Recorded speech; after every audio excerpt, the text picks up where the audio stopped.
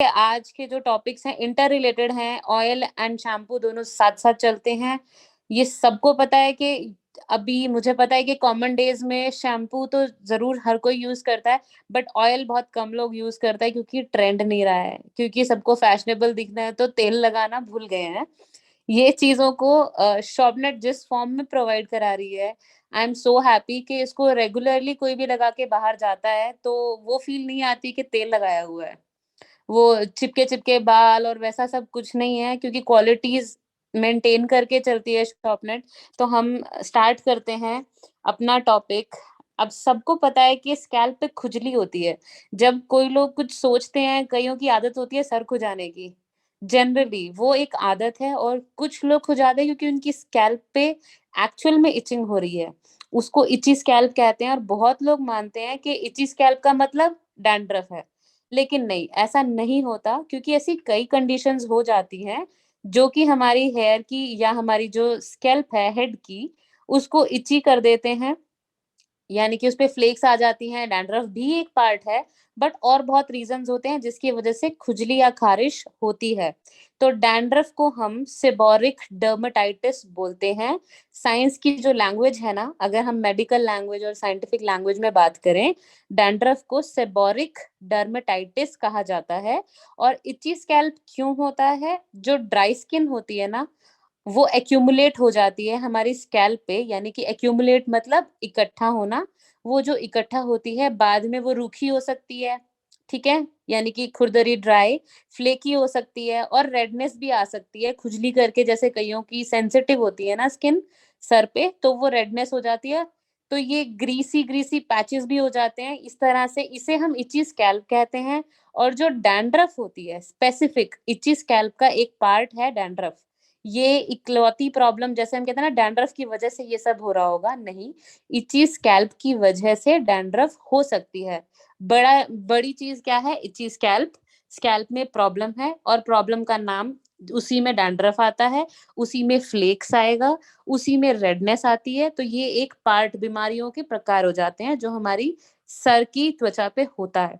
अब ये क्यों होती है डैंड्रफ? यीस्ट पता है सबको, एक फंगल इन्फेक्शन, जैसे खमीर बोलते हो खाने में, हम बोलते हैं दैट इज वो इन्फेक्शन जिससे स्किन में होता है, तो वो यीस्ट बनता है।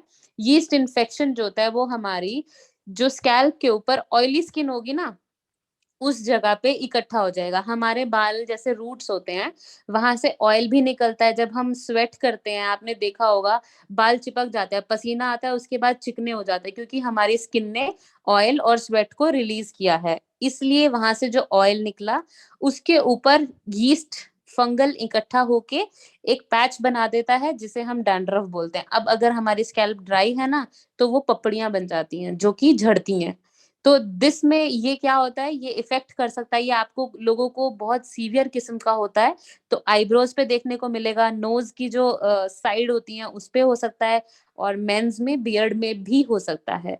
ये नेक्स्ट लेवल पे जाता है तो सोराइसिस बन जाता है, जो कि ये सब फंगल इन्फेक्शन की वजह से होता है। और इची स्कैल्प जो है वो डैंड्रफ के अलावा बैक्टीरियल इन्फेक्शन की वजह से भी हो सकती है।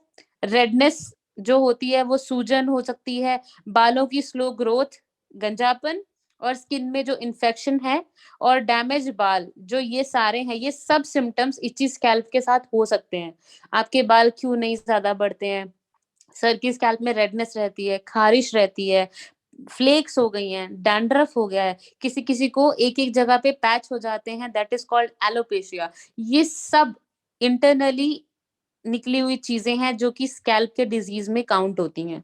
अगर हमें लंबे समय तक रिलीफ पाना है, तो उसके लिए सबसे पहले ये पता लगाना जरूरी होता है कि हमारी स्कैल्प में इचिंग क्यों हो रही है। जरूरी नहीं कि डैंड्रफ ही हो, और जरूरी नहीं कि वो डैंड्रफ ना हो। आप उसको लाइटली नहीं ले सकते, चेक करना बहुत जरूरी है। तो जब आप ये पता कर लेंगे, तो आप स्कैल्प को बेहतर बनाने के लिए जो जो इंग्रेडिएंट्स चाहिए, या तो वो ऑयल फॉर्म में हो या शैम्पू के फॉर्म में हो, आप वो आसानी से चूज कर सकते हैं। तो इससे इससे लड़ने के लिए शॉपनेट ने जो निकाला है उसका एंटी डैंड्रफ शैम्पू, उसका मेन इंग्रेडिएंट एलोवेरा। मुझे उसके बारे में एक्सप्लेन करने की शायद ज़रूरत होनी ही नहीं चाहिए। एलोवेरा के बेनिफिट्स इतने ज़्यादा हम ऑलमोस्ट हर ट्रेनिंग सेशन में बता चुके हैं कि उसको कंज़म्पशन में लें, उसको अप्लाई करें स्किन पे, हेयर पे, कहीं भी अप्लाई करें, उसके सिर्फ़ बेनिफिट्स हैं। उसका साइड इफ़ेक्ट मैंने आज तक नहीं सुना है। नेक्स्ट, मेलालुका लुसाडेंड्रा, यानी कि ये ना इनके आप बोलोगे तो ये इनके नेम्स हैं जो हम साइंटिफिक या मेडिसिनल नेम बोलते हैं, लेकिन इसे हम बोलेंगे अपनी लैंग्वेज में टी ट्री ऑयल। अब टी ट्री ऑयल भी सबने सुना होगा। एंड नेक्स्ट इंग्रेडिएंट है क्लेस्ट्रस पेनिकुलेटस, यानी कि मालकंगनी। अब जितने भी लोग गांव से बिलोंग करते हैं या जिन्हें थोड़ी भी फसलों की और ये छोटी छोटी हर्ब्स की नॉलेज है, उन्हें पता होगा मालकंगनी क्या होती है। हम शुरू करेंगे मालकांगनी से। वो एक स्टाफ ट्री है, ट्री ऑफ लाइफ भी बोलते हैं इसे, और ये एक झाड़ी रहती है, लकड़ी की चढ़ाई वाली झाड़ी होती है। इसका तेल बालों के लिए फायदेमंद है। इसे हेयर टॉनिक के तौर पे भी हम इस्तेमाल कर सकते हैं। इसे स्कैल्प पे लगाने से बाल हेल्दी बनते हैं, और इसके अंदर एंटी फंगल प्रॉपर्टीज होती हैं जो डैंड्रफ को कम करने में मदद करती हैं। और मालकंगनी ऑयल जो है वो स्कैल्प को प्रिवेंट भी करता है। आपकी स्कैल्प की जो एक्सेस ड्राई ना हो, वो उसके अंदर मॉइस्चर भी मेंटेन रहे और हेयर ग्रोथ को प्रमोट करे। तो मालकंगनी जितना मैंने उसका आपको मैं प्रिसाइजली बता सकती थी, ये इसके बेनिफिट्स हैं। इसका ऑयल फॉर्म में जब हम शैम्पू बना रहे हैं ना, शैम्पू के अंदर इंग्रेडिएंट क्या-क्या होते हैं, अकॉर्डिंगली ये टी ट्री ऑयल भी इस्तेमाल हो रहा है और ये मालकंगनी का तेल भी इस्तेमाल हो रहा है। शैम्पू किस चीज़ से बना है? इसके अंदर और बहुत सारे हम चीज़ें जैसे बना के डालते हैं ना, तो ये डायरेक्ट ऑयल फॉर्म में नहीं होते, बट इनका एसेंस क्या है, वो ये है जो मैं आपको बता रही हूँ। अब हम बात करेंगे टी ट्री ऑयल की। साइंटिस्ट ने ये निकाला है ढूँढ के कि इस अकेले तेल के अंदर 98 डिफरेंट कंपाउंड्स होते हैं जो कि हमारी स्किन और हेयर की हेल्थ को इम्प्रूव करते हैं। आपने देखा होगा फेस वॉश में भी होता है ये, और इसका डायरेक्टली ऑयल भी यूज होता है। ये मॉइस्चराइजर्स में भी होता है। ये हमारे सनस्क्रीन के अंदर भी कई बार होता है। ये हमारे शैम्पूज में होता है। ये हमारे नॉर्मल हेयर ऑयल के अंदर भी होता है। सो इसके 98 डिफरेंट कंपाउंड्स हैं, इसीलिए इसकी प्रॉपर्टीज इतनी ज्यादा हैं। इसीलिए इसको ऑलमोस्ट हर प्रोडक्ट में लोग अकॉर्डिंग टू स्किन टाइप इस्तेमाल कर लेते हैं। अब टी ट्री ऑयल जो है ये कॉमन इंग्रेडिएंट है सोप्स में, शैम्पूज में, सबको पता है। इसके अंदर एंटी माइक्रोबियल प्रॉपर्टीज हैं जो इसको एक इतना एक्सीलेंट एजेंट बनाती है कि ये हेयर को डीप क्लींस कर दे बिना किसी साइड इफेक्ट के। तो ये एक इतना पोटेंशियल वाला फाइटिंग एजेंट है जो बैक्टीरिया, फंगस और वायरस तीनों से लड़ता है। क्योंकि हम, जैसा मैं बता चुकी हूँ, हम पोल्यूशन के टच में आते ही हैं, तो हमारी स्किन और स्कैल्प और हमारे बाल हर चीज उससे इफेक्टेड होती है। इसीलिए टी ट्री ऑयल की प्रॉपर्टीज, क्योंकि ये फाइटिंग एजेंट है। ठीक है, अब आपकी स्कैल्प बहुत सारी स्किन कंडीशन से सफर करती है क्योंकि वो सेंसिटिव स्किन है। फंगल इन्फेक्शन होने जैसे कि डैंड्रफ और इचनेस बहुत कॉमन है, मैंने आपको बताया है। इसके अंदर टी ट्री ऑयल के अंदर इन्फ्लेमेशन को शांत करने के गुण हैं। कि जैसे रेडनेस हो जाती है किसी के सर पे, मैंने बताया था अभी आपको कि खारिश होती है ना, सेंसिटिव स्किन है, तो उसमें भी ये मदद करता है। आपके बालों को थिन होने से बचाता है। थिन यानी कि जैसे जैसे हम बड़े एज में होते जाते हैं, हमारे बाल पहले कितने थिक होते हैं, कहते हैं चोटी इतनी मोटी थी अब इतनी पतली सी रह गई, क्योंकि हमारे बाल तो उतने ही हैं, पर वो उतने मजबूत या वो उतने थिक नहीं है, वो थिन होते जा रहे हैं। तो ये क्या करता है, ये क्लीन करता है और प्राइम करता है। प्राइम मतलब बेस बनाता है अच्छा, हमारे बालों की जो स्ट्रैंड्स है ना, वो फुल और स्ट्रांग रहे, उसमें मदद करता है। अब ये शैम्पू जो हमारा है, ये हर तरह के बालों के लिए सूटेबल है। इसके लिए ड्राई और ऑयली बाल, अब ये भी डिपेंड करता है, आप सबको पता होगा बालों का स्ट्रक्चर, कौन 3 दिन में सर धोता है, कौन 2 दिन में धोता है, या कौन हर रोज धोता है। हर रोज वैसे नहीं धोना चाहिए, 2 दिन के गैप के बाद ही हेयर वॉश लेना चाहिए। अगर आप पानी लगाते हो, मेक श्योर उसको ढंग से क्लीन करें, क्योंकि पोल्यूशन होगा, डस्ट होगा, अगर सिर्फ पानी डाला है तो वो वहां सेट हो जाता है कई बार गीला होने की वजह से। तो शैम्पू जरूर लगाएं जब बाल गीले करते हो तो थोड़ा बहुत, इस तरह से आपको यूज करना है। उन्हें बोलिए अच्छे से इसको जैसे इस्तेमाल करते हैं। अब अगर ड्राई बाल हैं इसके साथ हमारे शॉर्पनट का ऑयल रेकमेंड जरूर करें, क्योंकि दोनों के रिजल्ट मिलके आपको अल्टीमेट रिजल्ट देने वाले हैं। दोनों प्रोडक्ट्स क्योंकि हैंड इन हैंड जाते हैं, मैं पहले बता के हटी हूँ कि ये दोनों जितने साथ में आप कंबाइन करके दोगे, दोनों को डबल बेनिफिट मिलने वाला है और रिजल्ट उनको हाथों हाथ मिलेगा। Dandruff I guess 4 to 5 wash के बाद उनको विजिबली डैंड्रफ में कम दिखेगा कि उनका डैंड्रफ कम हो रहा है। जैसे हम सर में हाथ मारते हैं, रूसी होता है, झड़ती है ना वो, तो जब आप उसको बोलेंगे, एक ही बार में मैजिक कभी नहीं होगा, आप उन्हें बोलिए 2 से 3 बार 4 बार अप्लाई करें और डिफरेंस नोट करें। ग्रेजुअली धीरे धीरे ये डैंड्रफ को खत्म कर देता है, आपके बालों की स्कैल्प को अच्छा बना देता है। सो ये था हमारा शॉर्पनट का anti dandruff shampoo. Next product हमारा है शॉर्पनट का नेचुरल हेयर ऑयल। हमारे बालों को जितनी जरूरत हम साफ रखने की है ना, जैसे हमने रखा है, उतना ही उसे पोषण भी चाहिए। जैसे अब हम सब लोग नहा धो के अच्छा अच्छा दिखते हैं बाहर से, लेकिन हमारे अंदर अगर उतनी अच्छी हेल्थ नहीं होगी तो, और हम अंदर से स्ट्रांग नहीं होंगे, तो उस अच्छे दिखने का क्या फायदा, वो सब फिजूल है। सिमिलरली अगर आप शैम्पू कंडीशनर्स लगा के अपने बालों को अच्छे से मेंटेन करते हैं, उनकी आउटर थिंग को मेंटेन करते हैं, उसकी इनर स्किन को मेंटेन करने के लिए आपको क्या चाहिए, अच्छा ऑयल, जो कि आपको निकाल के दिया है शॉर्पनेट ने। ये नॉन ग्रीसी ऑयल है, बहुत इफेक्टिव है, होल डे लॉन्ग इसका रिजल्ट मैंने खुद देखा है। इस तेल की जो एक खासियत ये है, ये चिपचिपा बिल्कुल भी नहीं है। इसकी फॉर्मुलेशन इतनी अच्छी की गई है कि इंसान जो आउटडोर काम करते हैं ना, आराम से अपना, जैसे स्टाइलिंग जेल लगाती है ना दुनिया, जेल से उन्हें प्रॉब्लम नहीं है, उससे भी बाल चिपके हुए दिखते हैं। बट ऑयल से दिक्कत होती है, क्योंकि उनको फिर थोड़ा सा अलग तरह से देखा जाता है लोगों को कि ये तो तेल लगा के आया है। बट इससे ना वो जेल इफेक्ट आता है बालों में, मतलब एज इन होल्ड तो रखता ही है, पोषण दे रहा है, और आपकी स्टाइलिंग में भी मदद हो रही है। ये मेरा पर्सनल एक्सपीरियंस है, मैं अपने बच्चे के साथ बालों पे एक्सपेरिमेंट करती हूँ, जेल भी लगा के देखती हूँ, ऑयल भी लगा के देखती हूँ, तो मैंने ये वहां से देखा है। और मेरे father, he is a strict, उनको ना ग्रीसी चीजें बिल्कुल पसंद नहीं है, और वो शॉर्पनट ऑयल के दीवाने हैं, क्योंकि वो जब से यूज कर रहे हैं ना, वो कहते हैं इससे अच्छा तेल मैंने अपनी लाइफ में नहीं देखा। चिपचिपा तो है नहीं, और पूरा दिन उनके बालों में जो शाइन रहती है, बहुत बहुत अच्छी है। तो ये पर्सनल यूज जिसने किया है वो उसके बेनिफिट जानते हैं। लेकिन अब अगर जैसे किसी को आप रेकमेंड करते हो, आपको इसके बेनिफिट, जैसे मैं बोलती हूँ, इंग्रेडिएंट्स के हिसाब से ही पता चलते हैं। इसमें एक नहीं, दो नहीं, तीन नहीं, 25 इंग्रेडिएंट्स हैं। अगर आप उसकी बॉटल को उठा के एक बार देखोगे, उसकी बैक साइड पे जितने इंग्रेडिएंट्स मेंशन है, आधे तो 4-5 पढ़ने के बाद आगे पढ़ते ही नहीं है। थोड़ी सी जहमत उठाएं प्लीज और पढ़ें उस पे क्या लिखा है, सबको पता होगा उसके बेनिफिट्स। तो शॉपनट ने ये मेहनत ना सबकी बचा दी, एक एक चीज लेने की बजाय इकट्ठा करके इतना एक बढ़िया प्रोडक्ट निकाल के दिया है। अब मैं इसकी एक एक चीज जैसे डिस्क्राइब करती हूँ, आप देखिए, मैं सिर्फ वन लाइनर डिस्क्रिप्शन दूंगी, उतना आप लोगों के लिए जानना मोर देन इनफ है। इसके पहले इंग्रेडिएंट से बात करूंगी, मैं 1 2 3 तो नहीं बोलूंगी, मैं इंग्रेडिएंट्स के नाम लूंगी और आपको बताऊंगी। रीठा सबसे पहले, वो हेयर फॉल को कंट्रोल करता है, हेयर फॉल। शिकाकाई है, बालों में शाइन को प्रोवाइड करती है। बेहड़ा, वो बालों को टूटने से रोकता है। हरड़, हेयर लॉस होने से रोकती है। आंवला जो है हमारी स्कैल्प और बाल दोनों को स्ट्रेंथ देता है। मंजिष्ठा, वो बालों को ग्रे होने से रोकता है और उनको एक अच्छी हेल्थ प्रोवाइड करता है, हेयर को। मेथी जो है वो हमारी स्कैल्प पे इरिटेशन होने से रोकती है। और आजकल एक चीज देखी होगी, छोटे छोटे बच्चों को बालों में छोटे छोटे बम्प्स हो जाते हैं, जैसे बचपन में घमौरियां बोलते थे ना हम, बालों में भी वैसी वैसी प्रॉब्लम आजकल देखने को मिल रही है। ये चीज, जैसे छोटे बम्प्स होते हैं, इसको दाने बोलते हैं हम, तो ये मेथी जो है, क्योंकि वो फंगल इन्फेक्शन या अंदर के डिजीज को, बैक्टीरिया को ग्रो होने से रोकती है। भृंगराज के फायदे एक हो तो बताऊं, ये बालों में चमक तो देता ही है, ग्रे होने से रोकता है, उनको टूटने से रोकता है।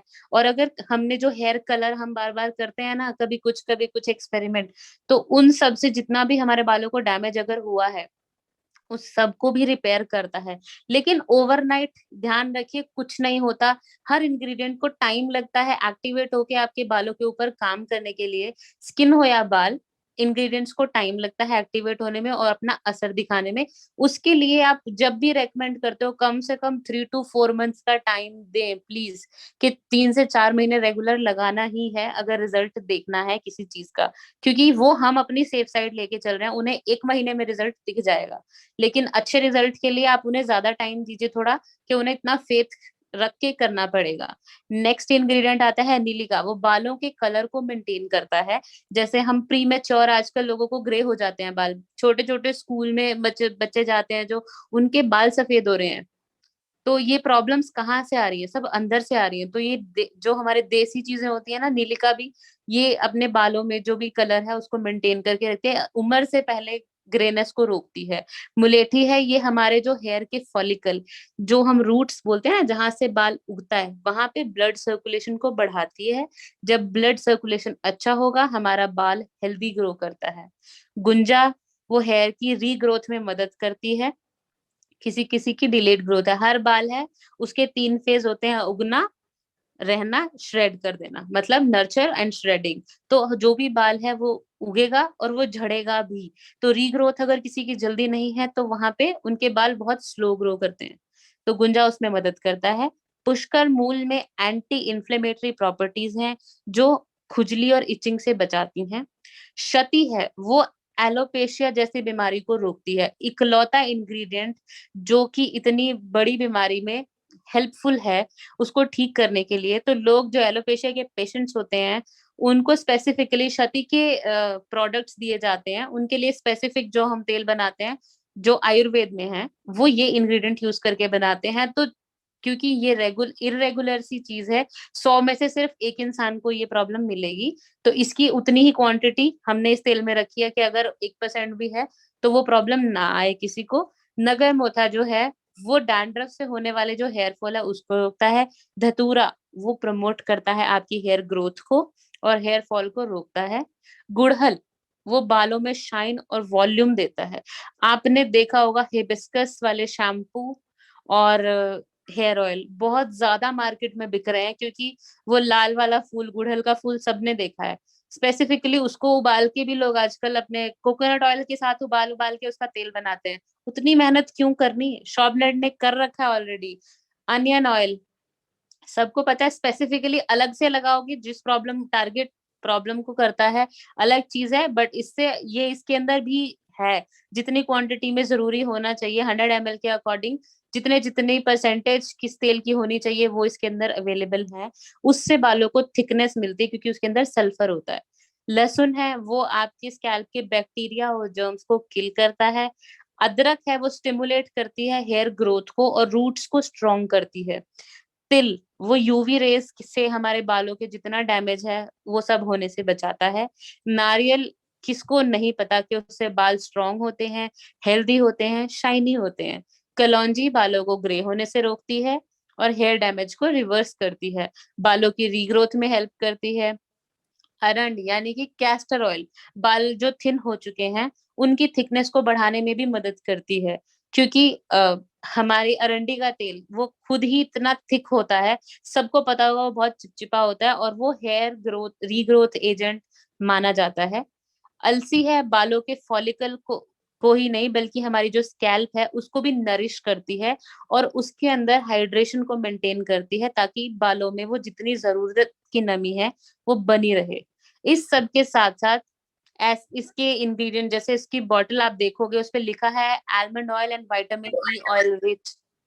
तो इन दोनों के बेनिफिट्स मैं आपको पहले बता चुकी हूँ। स्किन के अकॉर्डिंग आलमंड जो है बालों को स्ट्रॉन्ग, सॉफ्ट एंड शाइनी बनाता है, साथ साथ आपकी स्कैल्प को नरिश करेगा। और विटामिन ई जो है वो हेयर ग्रोथ और हेयर की हेल्थ को मेंटेन रखने में एज अ डॉक्टर काम करता है, कि बालों का डॉक्टर कह लो। विटामिन ई हर जगह एज अ डॉक्टर एजेंट जिसको बोलते हैं ना, वो काम करता है। ये हेयर फॉलिकल्स को स्ट्रॉन्ग करता है, हाइड्रेट करता है और बालों में ड्राइनेस ना आए। और वो डैमेज होके, मतलब जैसे दो मुंह होते हैं, डैमेज टूट जाते हैं किसी के बाल, नीचे से अगर पकड़ के जरा सा खींचो स्ट्रैंड्स ही निकल आती हैं, क्योंकि उनके बाल इतने पतले हो चुके हैं। तो इन सब चीजों को मिला के, ये जितनी भी चीजें थी हमने अभी बात की हैं, प्रॉब्लम्स भी बताई हैं, ये हो सकती हैं। इन सब से लड़ने के लिए शॉर्पनर ने ये हेयर ऑयल निकाल दिया है कि आप इसे इस्तेमाल करें। इसका तरीका सबसे बेस्ट है, अगर कोई इसे ओवरनाइट लगा के रखे और सुबह अपना हेयर वॉश हमारे शैम्पू से करे, अगर डैंड्रफ है उन्हें तो। और अगर नहीं है तो भी नॉर्मली आप इसको ओवरनाइट लगा के रखेंगे, एक छोटी, कहते हैं ना, कांच की प्याली में ले, या फिर गरम करके तेल को जब हम लगाते हैं वो एक्टिवेट करता है आपके जितने इसके अंदर ऑयल होते हैं ना, वो चार्ज होके अच्छे से काम करते हैं और डीप पेनिट्रेट करते हैं, जिससे फॉलिकल्स में अपना वो काम करेंगे। अगर स्ट्रॉन्ग करना है, हेल्थ मेंटेन करनी है बाल की, तो वो सब गरम तेल ज्यादा अच्छा असर करता है। जो लोग ऑयल लगाने से परहेज नहीं करते वो इसको डेली यूज करें।